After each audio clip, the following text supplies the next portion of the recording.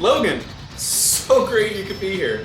I'm so honored that you wanted to book a reading with me. This is crazy. How'd you even hear about me? Oh, my blog? What was it? The Comfrey post on my blog? Oh, that's weird. Okay, yeah, whatever you're into. I guess Broken Bones and Comfrey and making the poultice and Saturn? Saturn. I'm so thankful you came to me now, Logan, because as I'm sure you know, you're going through your Saturn return. It's a big deal. It's a big deal. One should be prepared for their Saturn return. One should see it coming. One should work towards the best version of themselves.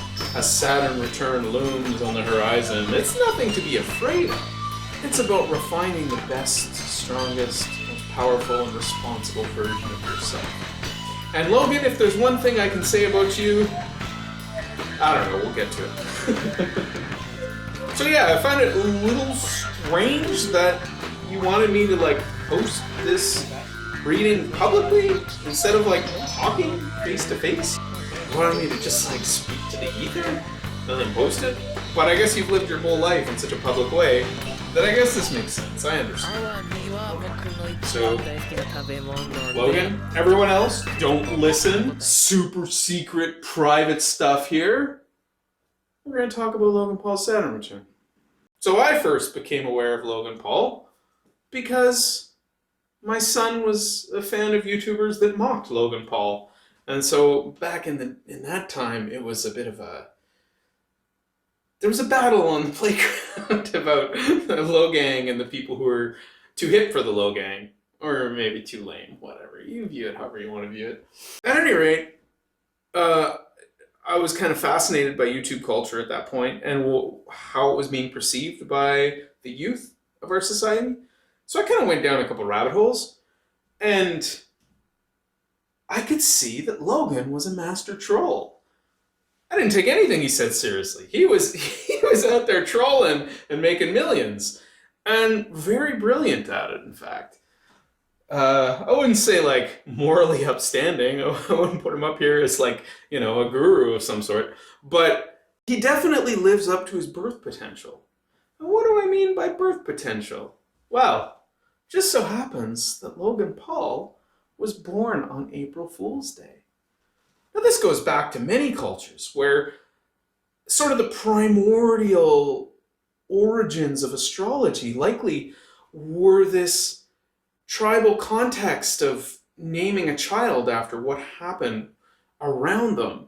So, the famous context of an Aboriginal tribe where, a deer ran by when the child was being born, so the child gets called running deer. This sort of idea. And so astrology eventually evolved from this concept of what happened in the sky, forms that birth, and then informs the whole life. Well, to be born upon April Fool's Day is a pretty powerful omen for who Logan Paul became. I recall videos of pretending he was colorblind. Oh no, you probably were colorblind. Sorry, I'm not trying to cast aspersions. I'm sure it was very, very honest. In fact, given you're an Aries sun, honesty tends to be the modus operandi there. But you got a little bit of Pisces in you, so sometimes maybe your own concept of reality gets a little blurred. Who knows? But speaking of an Aries sun, Aries is the sign of the Fool, if you know the tarot card. Aries is that energy of walking off the cliff, not knowing the dangers below, but often that energy winds up landing in a pile of golden coins, as Logan Paul did. Being brave enough to take a step into the unknown, this is Aries. The highest quality of Aries is being the errant knight who runs towards the dragon without fear for their own life. Perhaps the dragon is a Charizard card or something, I don't know. But Logan was born right after a new moon. About a day after this new moon in Aries. So he has both the sun and the moon in Aries. Very powerful. Low under the horizon, late at night. Logan's chart is largely projective from that midnight point, very much about who he is and putting it out into the world. But he's also a Capricorn ascendant, And you can see that he's clearly an extraordinarily hardworking person to produce video content constantly, which is enough. That's something. That takes a lot of effort. That takes a lot of energy. And then from there to become a boxer and a pro wrestler, like he was already a millionaire. To choose to go into these professions that put his body in grievous harm, what an Aryan thing to do. But note that his ascendant is right on that Neptune-Uranus conjunction we talked about in the X-Files video. Hey, Logan, hey, I'm born in that X-Files conjunction. All right, I gotcha. So he's going to do the weird thing. He's going to do the unexpected thing, even though he has the sort of structure and rigidity to be able to make it happen, to be able to put in the hard effort to do it. Now, why? I mean, there's a lot of this. The Uranus and Neptune are difficult energies happening in Capricorn, ruled by Saturn. And his Saturn is in Pisces, which isn't the strongest place for Saturn. But his Jupiter is in Sagittarius. He's got the fiery yang Jupiter in its dignity, ruling that Saturn. And, as I'm always one to note, there's a close square between that Jupiter and Saturn, with Jupiter ruling, but Saturn ruling his chart. So you can see this powerful ability to structure the wildest ideas he has, the biggest dreams, and make them happen. And then we have a powerful Mars. Of course, Mars is going to be comfortable in any fire sign, right? So he's got a Leo Mars. So what he wants to do out in the world is going to be powerful. And that Mars is ruling his midheaven in Scorpio. So you've got this fiery Mars. It wants to be seen. It wants to show everyone what it can do. And it rules his midheaven. And that Mars is in the 7th house of relating to other people. So he's able to, with all this fiery charisma in his chart and the hardworking energy of Capricorn, put all this into a mode that relates to others. All under the banner of being a troll. Okay. So let's back it up and let's figure out what Logan's let's figure out what your relationship, because this is a reading for Logan. I mean, obviously I'm not talking to anybody else. Obviously you'd be creeped listening to this right now. So you guys are all gone. All right. So let's talk about your career. So around 2013, 2014, your vines start taking off. They start exploding. And what happened then? Well, your progressed Venus was conjunct your natal Mercury. And Mercury, in Logan's chart, rules his 5th house of creativity and his 8th house of shared resources. And of course, Logan used his friends and his brother as resources to boost his career and bringing all these people along with him. It was a group effort. And in 2013, Uranus conjuncted his sun. So there was this electric shock to his creativity and what he wanted to do in the world, and he took off as this fine star. It was inescapable. I wasn't looking for this stuff, but back then you were constantly seeing these tiny little videos he was making. He was extremely successful at it. And he migrated it over to YouTube as Vine closed. So not only do we have this Uranus conjunct Sun thing going on for him, but Saturn was on his midheaven. And Saturn on the midheaven, as it transits a chart, often shows the momentum of someone's career and status in the world. So to have it so young, he wasn't even 20 years old yet, he was a teenager, means that you're not entirely in control of where your life is going. It's something that's just happening to you based on the society and the culture around you. So now, as Saturn has moved down into his 3rd house, where his own Saturn is conjuncting his natal Saturn, Logan, you're going to have to think about where you are in life and what you want to do with the rest of your life. This is the message of the Saturn Return. Now, I'm getting ahead of myself here. This isn't a very well-structured reading. I'm sorry, Logan. I mean, it's not like I'm charging you a premium. I'm not charging you millions of dollars. I'm just charging you $200. I'm just giving you a regular reading. Stop charging me! want to go back over a few crucial parts of Logan's life. Even though, I didn't, Logan, listen, I didn't do like a deep dive on your life. I didn't watch, thousands of hours of your blog or anything, or your vlog. I just read the Wikipedia article. Sorry. But, yeah, that's where we're at. So, I guess I'll note this grand trine happening within your chart. This very tight fire grand trine, which is the sun exalted, Jupiter dignified, and Mars in Leo. Well, this is just a recipe for easy success, isn't it? Especially when you add in Mars as the ruler of the midheaven. I mean, you were just kind of given the lottery, right? You were born very beautiful, and your addition to this is that you are very hardworking and charismatic and smart and able to do these things. But you kind of you kind of make some bad decisions, don't you? A little bit. Now, I don't know if you care. I mean, I don't think you do. I think you're just having fun with this blessed life you have. And, let the bodies fall where they may, be it in a Japanese forest or wherever. I mean, speaking of that, yeah, you were in an interesting place. You had Jupiter and Mars on your midheaven. You were, this rising star, but the Mars there with that Jupiter just had to stick the knife in a little bit, didn't you? Huh? But what's really interesting about that whole scenario of posting this video and getting all this flack, being degraded in ads and all these other things that happened, is that Uranus was conjunct your moon when this happened. Your moon rules your 7th house in Cancer. So your ability to relate to other people, the energy you get in from other people, had this shocking addition. I know there was like a lawsuit, as this company believed you did it to get out of a deal. I don't believe that. I think you were just working on impulse, as Aries love to do, and just going with what was in front of you, problematic as that may be.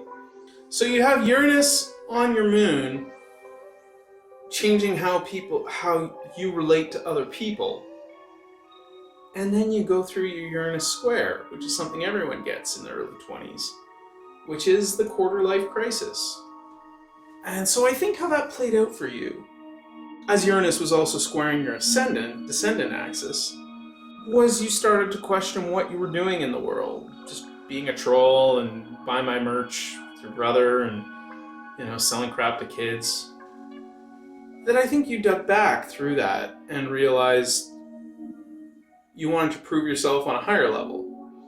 And so you went back to a deep love of yours. So you started boxing, which is just a crazy thing to think about for someone of your stature. That you would put your body and brain on the line. Oh, speaking of brain, I guess when you were in high school or college, you played football and you got some brain damage. I'm not going there. You set me up for that. I'm not doing it. It's bad taste. So then, in April of 2021, you wind up on SmackDown, WWE, which to my understanding is a childhood love of yours. And we can see here, first off, you with your Jupiter in the 11th house of social media, you give social media to the 11th house, that the South Lunar Node and the moon that day was highlighting that Jupiter. I kind of like that, this past karma coming to light. While Pluto's on your ascendant, so this very, very harsh reassessment of who you are and what you want to put out into the world. Even more interestingly, Saturn had just started to oppose your Mars from the 1st house. So here Saturn is moving below the horizon, and Mars, which rules your midheaven, getting this challenge from Saturn. Because of course, Mars being the muscles, in order to do this new job, you're going to have to redefine your entire body. You're going to have to commit to this 110%. And what I have to say is, damn, you're a good fucking wrestler. Oof, I want to swear. I'm trying not to swear on this channel. You are a great wrestler. I was kind of fascinated by it, although I wasn't really watching modern wrestling, and then I kind of got back into it as I was doing research for my other wrestling video. And so the first modern event that I watched was the Royal Rumble with your epic, Ricochet. Let's go, baby! Let's go! I don't know, but I guarantee it's highlight worthy. Oh my goodness, what a collision! You know what? You got me. You got me. And man, that's hard to do. That's hard to do. That was a brilliant spot. I mean, the athletics of this big spot, and then you roll out of the ring. Now, what was brilliant, and I don't know how much you were involved in planning it, but as your April Fool's baby and you're a master troll, I figure you had some part in how this all played out. So from my perspective, okay, they do this big spot, and then they both roll out of the ring. Okay, so they do the rest spot. That's fine. That's all right. But we don't see you in pain and in agony. They weren't showing you. They were specifically not showing what was there, which made me assume that you guys were actually hurt, and that they were just gonna like quietly shuffle you out of the match and not make a deal about it. Because if you actually get hurt, they don't work with it. If they show it, it's a fake hurt. So that's the way wrestling works. So I figured you were gone. And I didn't see you coming to eliminate Seth Rollins. I popped so hard for that. That was such an incredible wrestling moment because I was sold on the idea you were out of the match. It was amazing. It was so good. And then you trolling Seth, and I gotta say, you're my favorite modern wrestler. And that's not because I'm a fan of yours, because I'm not. Oh, jeez, I gotta be unbiased in all this. I'd like to get paid for this reading. But I gotta be honest, you can't dust the truth down too much. You gotta say what you mean. Your natural trolling abilities are just exceptional for a heel wrestler. Please, never turn babyface. You're a heel wrestler. This is your lot in life. And it is your lot in life, because what's fascinating now is right before you won the US Championship, you had your progressed new moon. And it's an eclipse, no less. That progressed new moon is an eclipse, as progressions are the next 90 days after you were born. There was an eclipse that happened, and that's where you're at right now. So you're having your Saturn return, and a progressed new moon. And in the midst of that, you get a belt. I mean, it's weird that you're wearing it for this reading, but I guess you wear it during a lot of different situations. Who am I to judge? I never want a belt. Because last year and this year, you also had Uranus on your IC. So there's a shocking shift to your desires in life, what you want to do, what your life is going to be. But you're also extremely successful in this professional wrestling. What else can you possibly do? Saturn, now moving towards your IC, towards the bottom point of your chart, in a way, this is, with the new moon no less, this is like the lowest point in your life, and yet you're a champion. So, how good can this get for you, Logan? Because 16, 17 years from now, you're going to have Saturn on your midheaven again, and you're going to be within progressed full moon. So what is your relationship to Saturn? There's some interesting things that I see happening in your chart, and I have to wonder what the stress of the Saturn return is. In general, everyone's Saturn return has a certain degree of stress and difficulty laced into it. It's just part of the purpose as Saturn finally becomes an energy that you can fully manifest. Because for most people, before they're 30 years old, they're just children. But you've built a multi-million-dollar empire in numerous different genres and completely different facets of human culture. So how do we integrate all this? Well, it's worth mentioning that when you won the championship, Mercury was right on your midheaven. And while Mercury is considered in detriment in Pisces, I happen to think it's the best Mercury. Go figure. Mercury rules your 5th house, so you had this boost to your career by doing what you loved. Meanwhile, Saturn was close to conjuncting your Venus. I didn't do a lot of research into your private life and your fiance or wife or whatever's going on there. None of my business, I'm not going to press the issue. You want to tell me about it? I'll do my best as an astrologer to help you out, but I'm not going to poke and prod here. But what really interests me is that the North Lunar Node was on your moon in Aries when this happened. Again, there's like this karmic thing, like your childhood manifesting all your dreams at once while your chart's going through this dark period. Not a difficult period necessarily. I mean, Pluto on the ascendant can be one of the most difficult. Pluto on any angle can be one of the most difficult things anyone goes through in their life. So I'm assuming that behind the scenes, you're having somewhat of a difficult time, which of course you're not going to talk about. That's not your brand. Now, where I see the stress of your Saturn return coming in, I think a big part of it is your brother. Now, I'm not saying that because I'm following any of this closely, but while you have the championship belt on you, he's getting global press. And what fascinates me about your chart is that you have your moon right on the 3rd house cusp of siblings. And your moon rules your descendant, where you take energy in.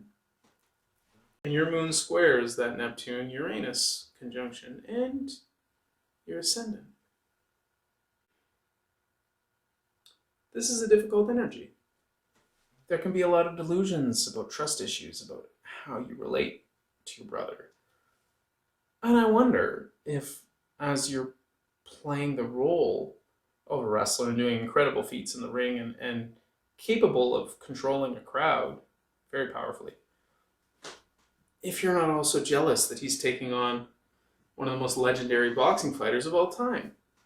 Is this part of the stress? Are you going to wind up taking this, internalizing it, and wanting to beat your brother, and so going and doing something foolish in MMA or in boxing or something in order to try and prove yourself?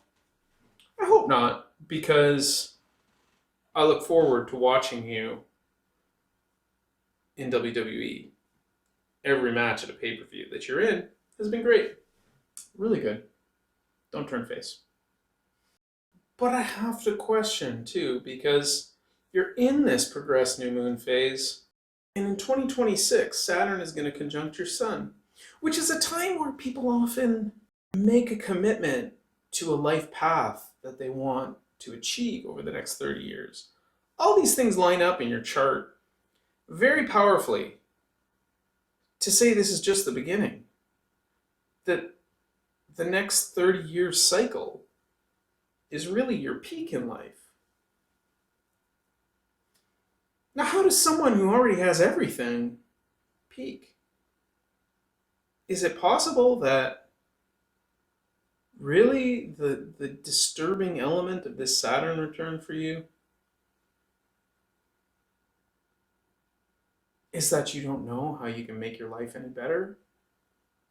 That you don't know what else you can do to top yourself? Now that's a disturbing thought. Peaking before you're even 30.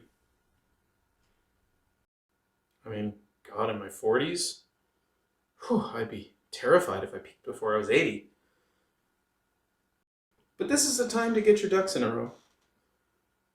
Because Uranus is also going to be squaring your Venus coming up in 2 years, which is very likely to be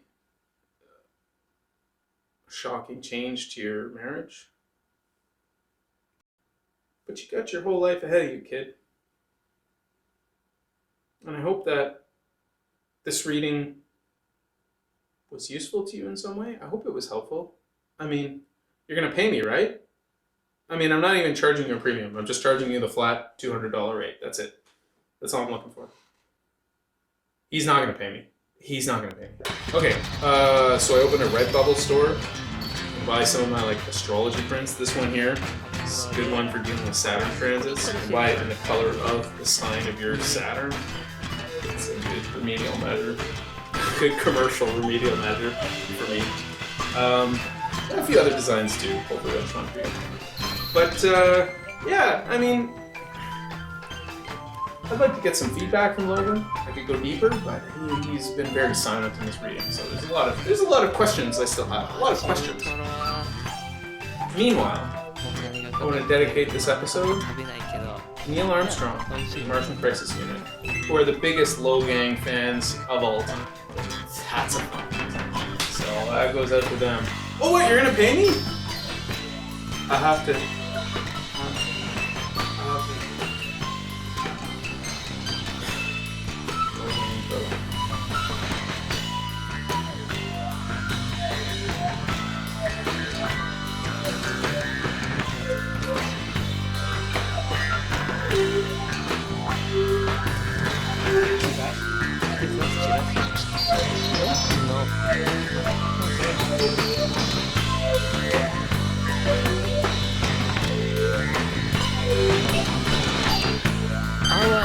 僕の一番大好きな食べ物で、ちょっとこう歯応えがあって味わいがありますね。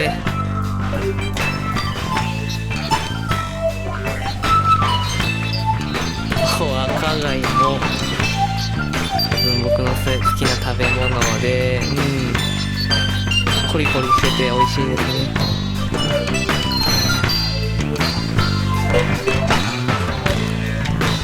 エビはどちらかというと甘エビの方が好きやけど、甘エビの方が甘くて美味しいかな。